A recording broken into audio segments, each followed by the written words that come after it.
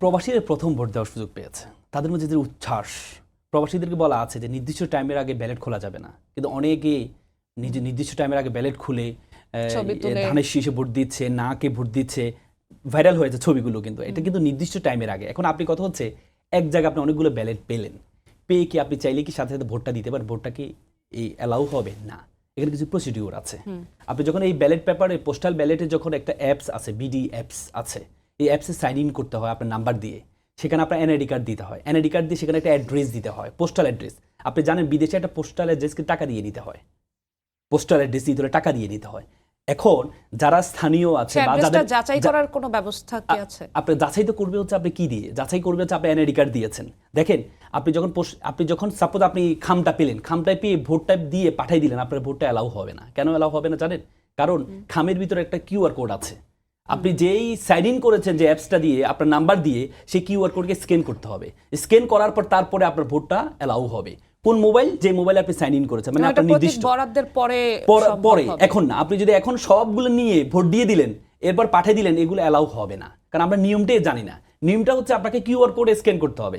Scan করার পর তারপরে নির্দিষ্ট টাইমের পরে আপনাকে, কারণ কিউআর কোড স্ক্যান করার এখন টাইম, এটা এখন শুরু হয়নি, এবং এটা এখনো ওয়েবসাইটে চালু হয়নি। তো তার মানে আপনি চাইলে এখন কিউআর কোড স্ক্যান করতে পারবেন না। নির্দিষ্ট টাইমে এটা কিউআর কোডে স্ক্যান করতে পারবেন, তখন আপনি চাইলে ভোটটা দিতে পারবেন। তাহলে দেখেন একসাথে কেন পেলো? ওই যে আপনাকে আমি বললাম পোস্টাল অ্যাড্রেস নিতে হলে কিছু টাকা দিয়ে, এই অ্যাড্রেসটা নিতে হলে টাকা দিয়ে দিতে হয়। এই জন্য স্থানীয় যে আছে বা যার একটা বাড়ি আছে, সবাই এখানে আশেপাশে যারা আছে প্রত্যেকে একটা অ্যাড্রেস দিয়েছে। কারণ তিনি চাইলে যে যিনি ধরেন টাকাওয়ালা বা বাড়িওয়ালা মানুষ, সে চাইলে সে ভোট দিতে পারবে না, কারণ তার মোবাইলটা লাগবে যিনি ভোটটা দিবেন। আপনি দেখেছেন যে ভিডিওটা করা হয়েছে, ভিডিওর মধ্যে কিন্তু একবারও বলা হয়নি যে অমুক দাঁড়িপাল্লায় ভোট দাও, বা এই যে আগে ওটা খোলা হয়নি কিন্তু এটা। তার মানে কি, এইটা চিঠিগুলো এখানে আসছে, এই চিঠিগুলো আবার যার নামে তাকে বন্টন করা হবে, বলে যে এটা আমি নিচ্ছি, আমি ওর পাশে আছি। তার মানে কি, আমি চাইলেও তার এই যে পোস্টাল এই চিঠিটা খুলে আমি চাইলেও ভোট দিতে পারবো না, কারণ তার মোবাইল দিয়ে কিউআর কোড স্ক্যান করতে হবে। আমি চাইলেও পারবো না। এই যে আমি শুরুতে বললাম যে রাজনীতি দুর্বলতা হচ্ছে সন্দেহ করা। কিন্তু তার কাছে পৌঁছানোটাই যদি না পৌঁছায় তাহলে ভোটটা অ্যালাউ হবে না।